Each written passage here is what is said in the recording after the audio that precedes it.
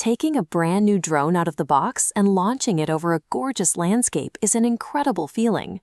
But if you're flying in the European Union, that open sky comes with a strict, standardized set of regulations known as the Open Category, which governs any consumer drone up to 25 kilograms.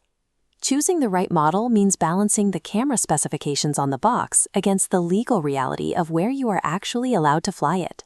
Before the props even spin, every pilot has to navigate a combination of 3 hurdles: registering for an operator number, passing a drone license exam, and obeying strict minimum distance limits.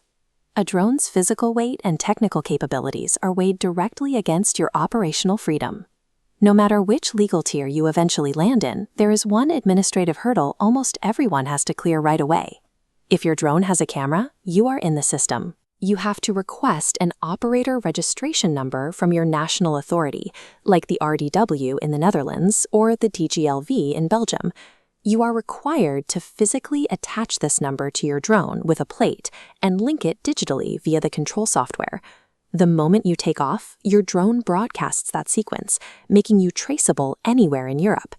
Traceability is the standard, but the weight of your gear determines if you need to take an exam or stay hundreds of meters away from your subjects.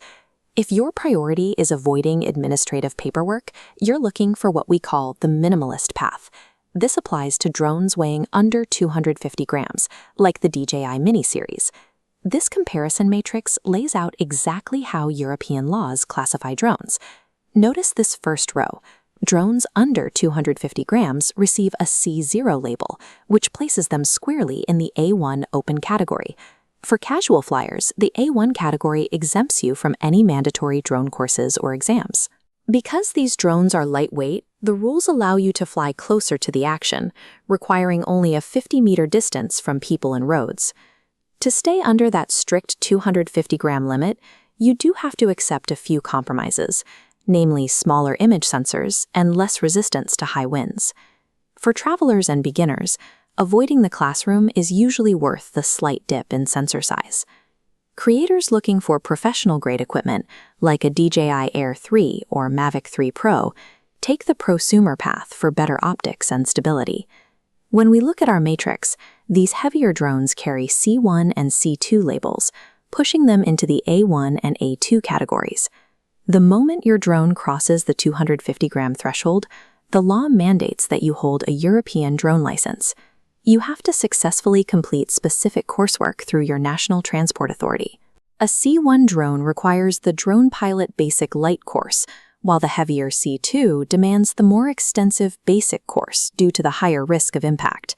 Even with a license, you are bound by fixed spatial limits. You must strictly maintain a minimum distance of 50 meters from people and roads at all times.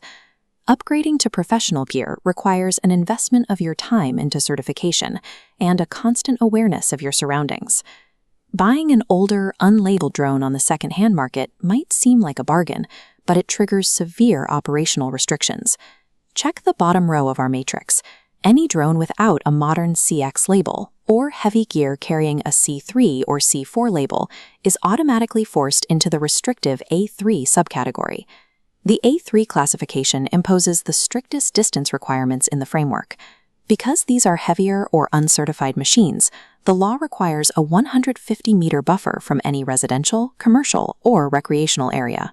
In practice, maintaining a 150-meter radius effectively bans these heavier drones from any urban or moderately populated environments. The money you save buying unlabeled drone gear up front evaporates when you realize you can almost never legally fly it near the subjects you want to film. The entire European aviation framework for drones boils down to one simple equation: physical weight equals regulatory friction. We can organize these rules into a clear decision path. The first question is, are you flying near people or cities? If you want to fly near points of interest without taking exams, a sub-250-gram drone is your only legal option. For the vast majority of casual users, a C0 class drone delivers the most frictionless flight experience possible. But if you are a commercial creator who needs superior optics, taking the necessary exams opens up the C1 and C2 classes. And unless you plan to do your filming in total isolation, avoid older, unlabeled drones that lock you into the A3 category. Mapping your flight plans against these clearance rules before you buy ensures you walk away with a tool you're legally empowered to use, rather than an expensive paperweight.